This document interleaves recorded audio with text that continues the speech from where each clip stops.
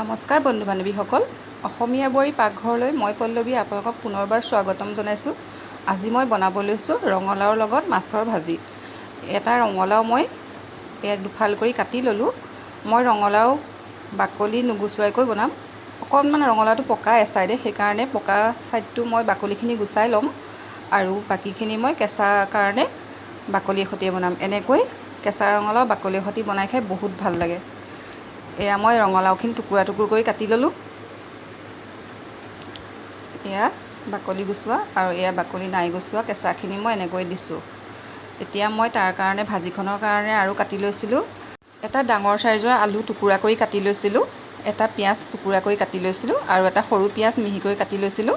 কেইটামান লৈছিলোঁ জলকীয়া, আদা নহৰু পেষ্ট লৈছিলোঁ, নিমখ হালধি প্ৰয়োজন অনুসৰি লৈছিলোঁ, অকণমান লৈছিলোঁ গোটা জিৰা পিচি পেলাই আৰু লৈছিলোঁ অকণমান গৰম মছলা।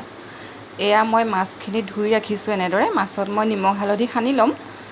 মই গেছত কেৰাহীখন পাতি থৈছোঁ। এয়া গেছত কেৰাহীখন গৰম হ'ল। এতিয়া মই দিছোঁ ৰিফাইন তেল। আমি সদায় ৰিফাইন তেলেই ব্যৱহাৰ কৰোঁ। এয়া মই ৰিফাইন তেল দিছোঁ, আপোনালোকৰ ইচ্ছা অনুযায়ী যি তেলেই দিব পাৰে। এয়া তেল গৰম হৈছে, মই তাত মাছকেইডোখৰ দিছোঁ। মাছকেইডোখৰ মই ৰঙচুৱা হোৱালৈকে ভাজিম। এনেদৰে ৰঙালাও ভাজিত মাছ দি খাই বহুত ভাল লাগে। কেঁচা ৰঙালাও ভাজিখনটো আৰু বহুত ভাল লাগে খাই। পকা ৰঙালাওৰ লগতো বনাব পাৰে মাছ দি পেলাই। এয়া মোৰ মাছ ভজা হৈ গ'ল। মাছকেইডোখৰ মই উঠাই লৈছোঁ কেৰাহীৰ পৰা আৰু সেই ৰৈ যোৱা তেলখিনিতে মই অকণমান দি দিম পাঁচফোৰণ। এয়া মই পাঁচফোৰণ দিছোঁ। তাৰ পাছতে দিম মই মিহিকৈ কাটি ৰখা পিঁয়াজখিনি। এতিয়া দিম মই পিঁয়াজখিনি দি দিম। এয়া পিঁয়াজ দি দিছোঁ মই। পিঁয়াজখিনি দি পেলাই অকণমান লৰাই দি পেলাই মই তাত দিলোঁ আদা নহৰু পেষ্ট দি দিলোঁ। তাৰ পাছতে তাতে মই গোটা জলকীয়া কেইটাও দি দিছোঁ। এতিয়া দিম মই তাত ইয়াতে মই দিম হালধি, তাৰ পাছতে দিম অকণমান নিমখ। মই সদায় নিমখো তেলতে এনেদৰে দি দিওঁ। এয়া লৰাই দিছোঁ অকণমান। এয়া নিমখ দিছোঁ মই, নিমখ প্ৰয়োজন অনুসৰি দিছোঁ। এয়া লৰাই দিছোঁ এতিয়া। তাৰ পাছতে দি দিম মই পিচি ৰখা জিৰা গুড়ি। এয়া জিৰা গুড়ি দি লৰাইছোঁ। এতিয়া মই দি দিম কাটি ৰখা ৰঙালাওখিনি। এই ৰঙালাওখিনি দিছোঁ। ৰঙালাওখিনি দি পেলাই মই অকণমান সময় লৰাই দিম। তাৰ পাছতে দি দিম কাটি ৰখা আলুখিনি। এয়া মই এতিয়া দিম কাটি ৰখা আলুখিনি। আলু ৰঙালাও দিয়াৰ পাছত মই এনেদৰে লৰাই দিছোঁ। এয়া লৰাই দিছোঁ মই অকণমান সময়। আৰু মোৰ জলকীয়া আৰু লাগিব বুলি ভাবি মই জলকীয়া দি দিছোঁ, কাৰণ ভাজিখন মই জ্বলা বনাইছোঁ অকণমান। আপোনালোকে নিজৰ ইচ্ছা অনুসৰি দিব পাৰে জ্বলাটো। এয়া মই লৰাই দিছোঁ। এতিয়া অকণমান 2 মিনিট সময় মই এনেদৰে ঢাকি দিম। এয়া মই এতিয়া ঢাকোনখন আঁতৰাই দিম। ঢাকোনখন আঁতৰাই দি পেলাই অকণমান লৰাই দিম।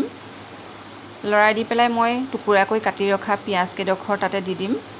পিঁয়াজখিনি নিদিলেও হয়, মনৰ কথা, ইচ্ছা অনুযায়ী দিব পাৰে।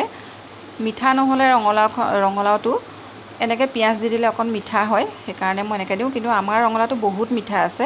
এয়া আকৌ এবাৰ মই ঢাকি দিলোঁ। ঢাকন উদঙাই মই এয়া মাছকেইডোখৰ তাতে দি দিছোঁ।